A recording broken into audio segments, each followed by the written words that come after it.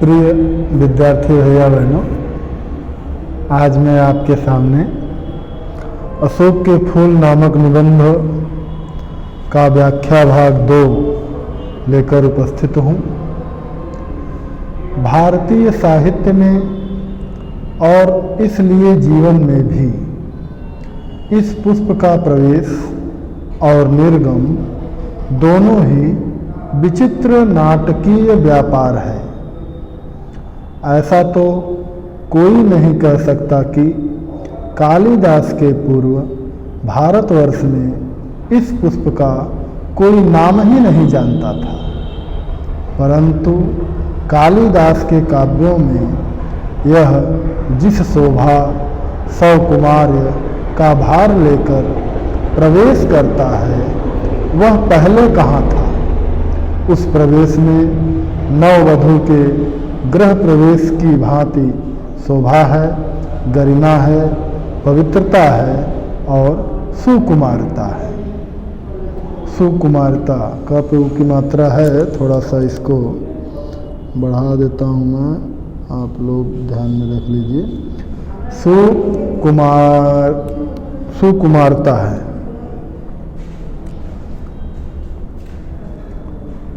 प्रस्तुत गद्यांश में महावीर प्रसाद द्विवेदी जी प्राचीन काल में भारतीय साहित्य और उस कालखंड का जो तत्कालीन जनजीवन था उसमें अशोक के वृक्ष का कितना महत्व था, इसका विवेचन यहाँ पर प्रस्तुत किया है कि भारतीय साहित्य में और इसलिए जीवन में भी द्विवेदी जी अशोक के वृक्ष और उसके पुष्प की महत्ता पर प्रकाश डालते हुए कहते हैं कि प्राचीन भारतीय साहित्य में अशोक के वृक्ष का पर्याप्त उल्लेख मिलता है। भारतीय साहित्य में अनेक ग्रंथों में हम अशोक के वृक्ष और उसके पुष्प का वर्णन पाते हैं और इसलिए जीवन में भी। तो चूंकि साहित्य क्या है, किसी समाज का दर्पण है। भाई कोई समाज है तो वह समाज तत्कालीन परिस्थितियों में किस प्रकार का व्यवहार कर रहा है, इसको अगर हम देखना समझना चाहें तो साहित्य के द्वारा जान सकते हैं। जैसे आज का समाज जिस प्रकार के व्यवहारों को कर रहा है तो आज का साहित्य भी कुछ उसी तरीके से लिखा जा रहा है।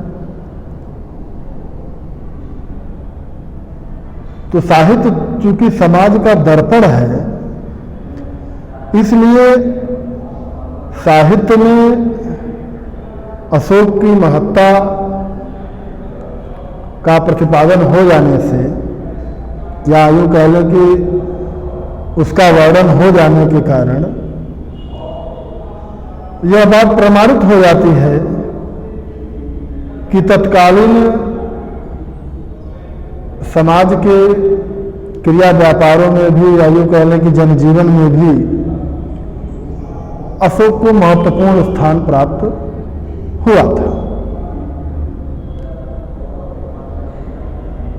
लेकिन इसके बाद का जो समय है, आज के समय को हम देख लें। आज के समय में क्या है, अशोक के पुष्प का कहीं वर्णन नहीं मिलता है।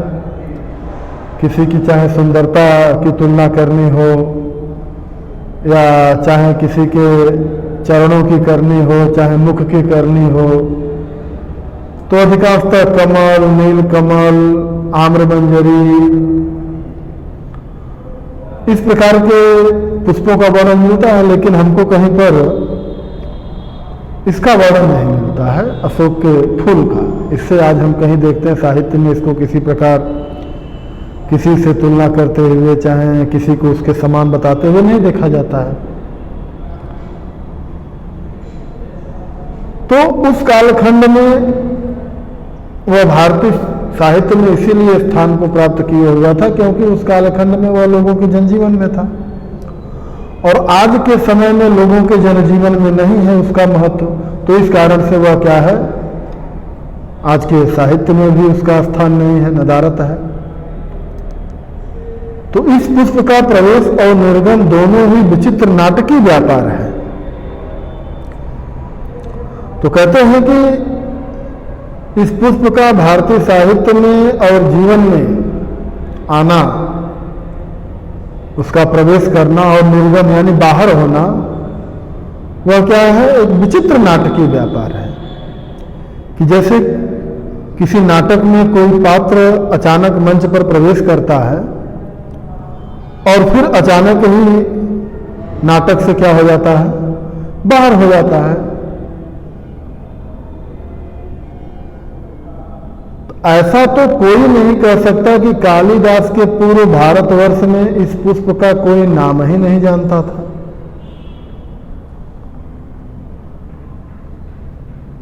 तो कहते हैं कि ऐसा नहीं है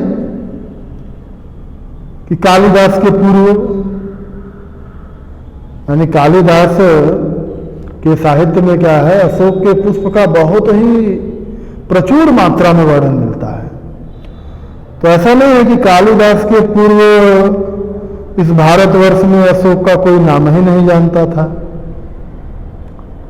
हाँ, इतना अवश्य रहा होगा कि उस कालखंड का जो जनजीवन रहा होगा उसमें उसका महत्व नहीं रहा होगा। तो इस कारण से शायद उसको साहित्य में उतना स्थान नहीं मिला हो, या थोड़ा बहुत मिला भी हो। परंतु कालिदास के काव्यों में यह जिस शोभा सौकुमार्य का भार लेकर प्रवेश करता है वह पहले कहां था। लेकिन कालिदास ने अपने काव्य ग्रंथों में अशोक की जिस प्रकार की शोभा सौकुमार्य यानी सुकुमारता का वर्णन किया है, अशोक के पुष्प की सुंदरता का, उसके सुकुमारिता का वर्णन किया है, वह पहले कहां था। तो इस प्रकार का वर्णन कालिदास के पहले के साहित्य में दिखाई नहीं पड़ता है। तो केवल नाम मात्र के लिए भारतीय साहित्य में उस समय वह था।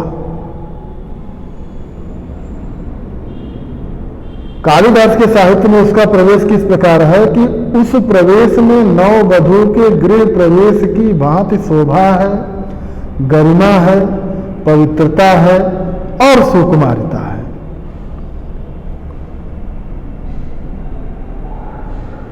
तो भारतीय साहित्य में जब कालिदास का समय है तो उस कालखंड में उसका प्रवेश किस प्रकार का है, कितना मोहक और कितना आकर्षण है कि जैसे कोई नई नवेली दुल्हन